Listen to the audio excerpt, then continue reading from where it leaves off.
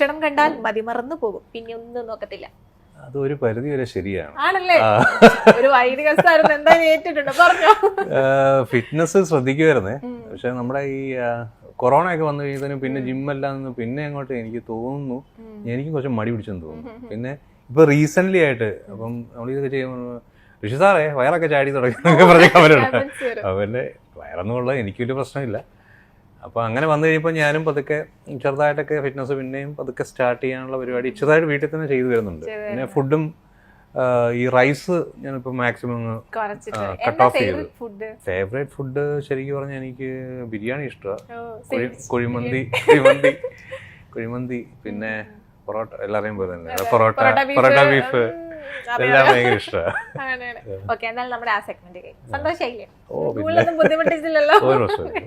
Okay, അടുത്ത റൗണ്ടിൽ എന്ന് പറയുന്നത് A to Z ആണ് നമ്മുടെ റൗണ്ടിന്റെ പേര്. ഈ പറയുന്ന കാര്യത്തിന്റെ തുടക്കവും അവസാനവും പറയണം. അതായത് ഈ ഇത് ലൈഫിൽ സംഭവിച്ചിട്ടുള്ള ഏറ്റവും ആദ്യത്തെ ഏതാന്നും അവസാനം റീസെന്റ് ആയിട്ട് സംഭവിച്ചിട്ടുള്ള ഏതാന്നും പറയണം. ഓക്കെ, ഫസ്റ്റ് ഇത് ചെല്ലപ്പേരാണ്.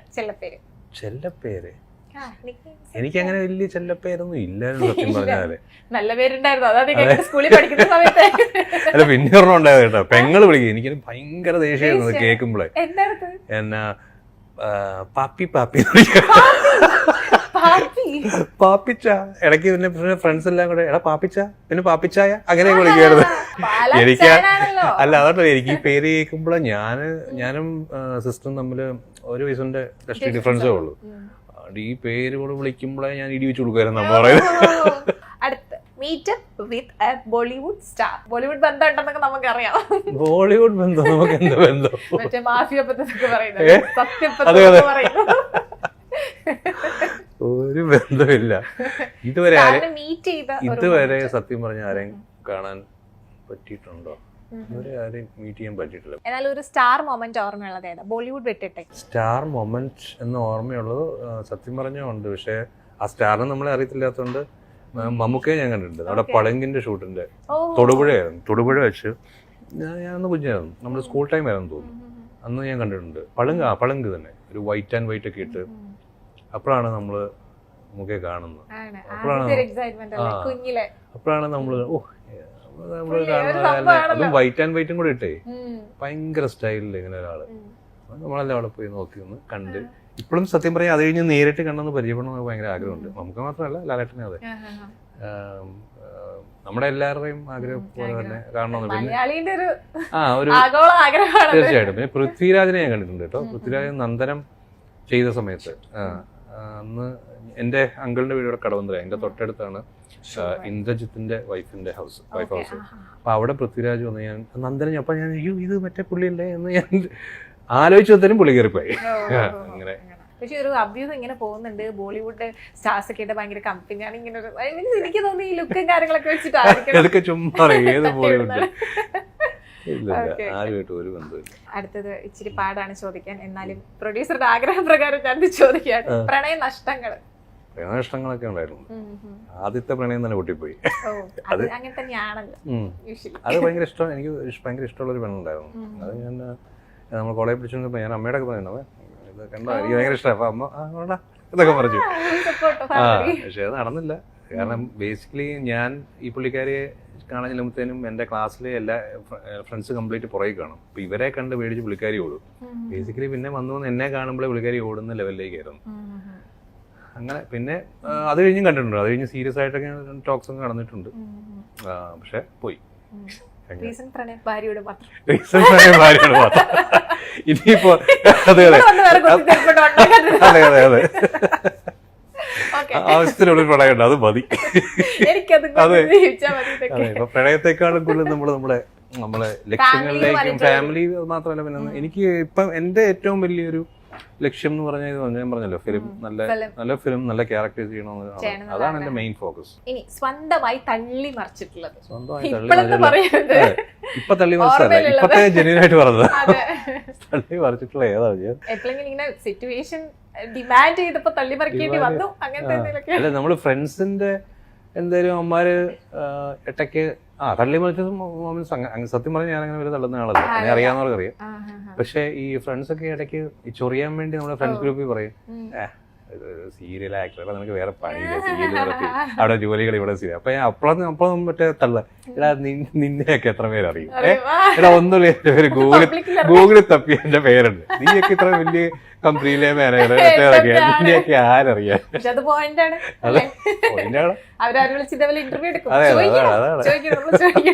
അൻഷിതയുമായി സെറ്റിൽ വഴക്കുണ്ടാക്കിയത്? സെറ്റില് അങ്ങനെ വഴക്കൊന്നും ഉണ്ടായിട്ടില്ല, അല്ലാതെ തല്ലൊക്കെ കൂടിയിട്ടുണ്ട്, അല്ലാതെ അടിയൊക്കെ ഉണ്ടായിട്ടുണ്ട്. സെറ്റിൽ അങ്ങനെ സത്യം പറയാ, സെറ്റിൽ നമ്മുടെ അവിടെ ആരുമായിട്ടും അങ്ങോട്ടും ഇങ്ങോട്ടും അങ്ങനെ പ്രശ്നങ്ങളൊന്നും ഇല്ലാത്തൊരു സെറ്റാ, ഇതുവരെ ഉണ്ടായിട്ടില്ല. അവർ ചെറിയ ഇഷ്യൂസ് വല്ലതും ഉണ്ടായിട്ടുണ്ടല്ലോ ഉള്ളൂ, പക്ഷെ ഞാൻ അതിൽ ഇൻവോൾവ് അല്ല. അതുകൊണ്ട് ഇനിയിപ്പോ നമുക്ക് അടുത്ത ഒരു റൗണ്ടിലേക്ക്, അടുത്ത റൗണ്ട് എന്ന് പറയുന്ന ഒരു ജാക്ക്പോട്ട് പോലെ നമുക്കൊരു കുഞ്ഞു ഗിഫ്റ്റ് ഒക്കെ ഉണ്ട്. എല്ലാം കൂടെ ഞാൻ ആ ചെറിയ കാറ് മതിയാവോ? അവസാനം പോകുമ്പോ എന്നെ തല്ലാണ്ടിരുന്ന ഫൺ ആൻഡ് വിൻ എന്നാണ് ഇതിൻ്റെത്. ഇതിൽ 2 ക്വസ്റ്റ്യൻ ഉണ്ടാവും, ഒരു ടങ് ട്വിസ്റ്ററും ഒരു കുസൃതി ചോദ്യം. അപ്പൊ ഈ ടങ് ട്വിസ്റ്ററോ അല്ലെങ്കിൽ കുസൃതി ചോദ്യം ഏതെങ്കിലും ഒന്നിന് ആൻസർ പറയുകയാണെന്നുണ്ടെങ്കിൽ ഗിഫ്റ്റ് കിട്ടും. 2നും ഫെയിൽ ആവുകയാണെങ്കിൽ പിന്നെ പറയണല്ലോ, ഇങ്ങോട്ട് തന്നാ മതി. ഓക്കെ, പോവല്ലേ? എന്തൊരു എനർജി കുറവ് ഉണ്ടല്ലേ? ഫസ്റ്റത്തെ ടങ് ട്വിസ്റ്ററിലോട്ട് പോവാം. നാവുരുളി കേട്ടോ എന്ന് പറഞ്ഞു. നാവുരുളി. ഓക്കെ. രാമമൂർത്തിയുടെ മൂത്ത പുത്രൻ കൃഷ്ണമൂർത്തി.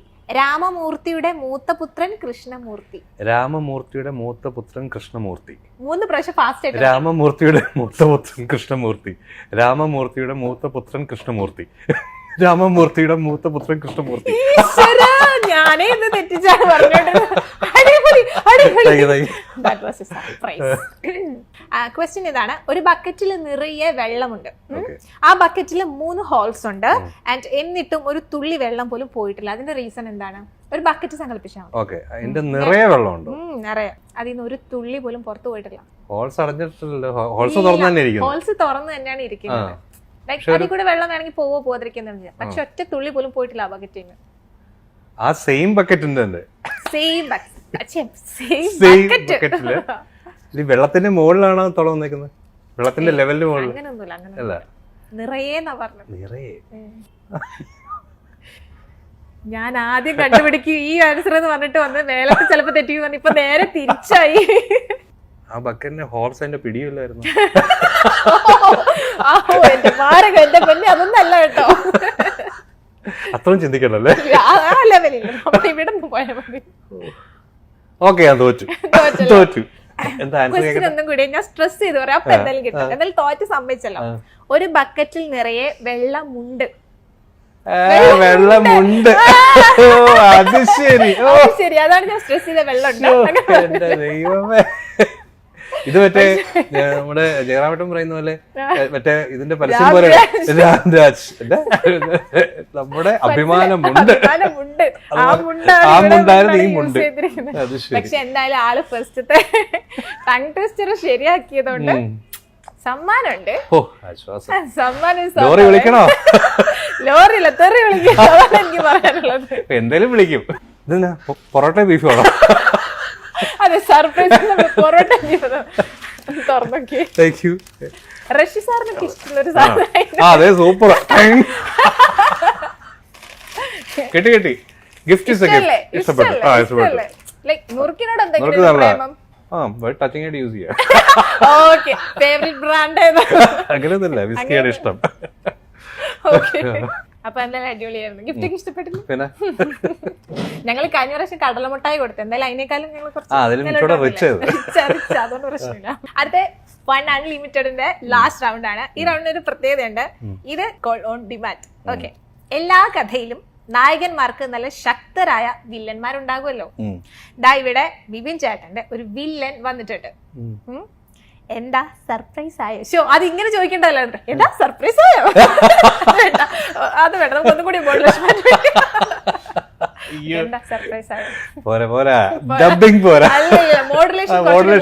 അതാ ഫ്ലോയിൽ പോയി പങ്ക് പോയതാ. ആള് നേരിട്ടല്ല സംസാരിക്കുന്നത്, ഒരു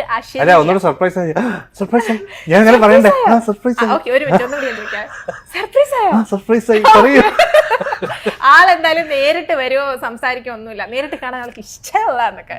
അപ്പൊ എന്തായാലും ആളുടെ ഒരു അശരീരി നമുക്ക് വേണ്ടിട്ട് സെൻഡ് ചെയ്തിട്ടുണ്ട്. ആ അശരീരി കേട്ടാലോ? ഹലോ ബിബിൻ ബ്രോ, നമസ്കാരം. ഇത് അഭിമാധവാണ്. നിങ്ങളുടെ കൂടെ എവിടെയിലെ പ്രശ്നക്കാരനായ മോഹനൻ. അപ്പോൾ ഇന്ത്യ ഗ്ലീഡ്സ് എന്ന് വിളിച്ചിട്ട് ഇന്നത്തെ ഇൻ്റർവ്യൂ ബിബിൻ ജോസുമായിട്ടാണ്. അപ്പോൾ മോഹൻ ഋഷിയോട് നേരിട്ട് എന്താണ് ചോദിക്കാനുള്ളതെന്ന് ചോദിച്ചു. അപ്പോൾ മോഹനായിട്ട് തന്നെയാണ് എനിക്ക് ചോദിക്കാനുള്ളത്. മോഹനൻ ഒരുപാട് ഋഷിയെ കാണാനായിട്ട് ശ്രമിച്ചായിരുന്നു, ഇതുവരെ നടന്നിട്ടില്ല. അപ്പോൾ ഇനി റാണിയമ്മയുടെ കൂട്ടുപിടിച്ചോ മറ്റോ നിങ്ങളുടെ കോളേജിൽ ഒരു അധ്യാപകനായിട്ട് മോഹനൻ വരുവാണെങ്കിൽ നിങ്ങൾ എങ്ങനെയായിരിക്കും പ്രതികരിക്കുക എന്ന് അറിഞ്ഞാൽ കൊള്ളാം. കാലെടുത്തോണ്ട് അടിച്ച് ഓടിക്കുന്നത്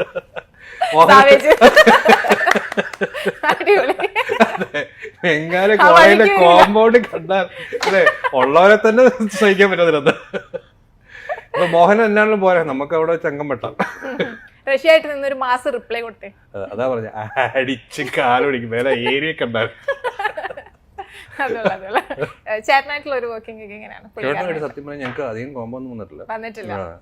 അതെ, കാണാൻ ശ്രമിച്ചിട്ട് കാണാൻ ശ്രമിച്ചിട്ട് ഈ രണ്ട് ക്യാരക്ടേഴ്സുമായിട്ട് അങ്ങനെ കൂട്ടിമുട്ടുന്ന ഒരു സന്ദർഭം വന്നിട്ടില്ല. അതായത് നമ്മള് വേറെ സീൻസ് ഓർക്കണം, എനിക്കും വേറെ സീൻസ് അവിടെ വെച്ച് നമ്മൾ കണ്ടിട്ടുണ്ട്, പരിചയപ്പെട്ടിട്ടുണ്ട്. അങ്ങനെ ഞങ്ങൾ തമ്മിൽ ഇതുവരെ കോർത്തിട്ടില്ല, കോർക്കാൻ വേണ്ടി അതെ, ഇപ്പൊ വോയിസിലൂടെ ആണെന്നുണ്ടെങ്കിലും നടന്നല്ലോ. അത് മതി.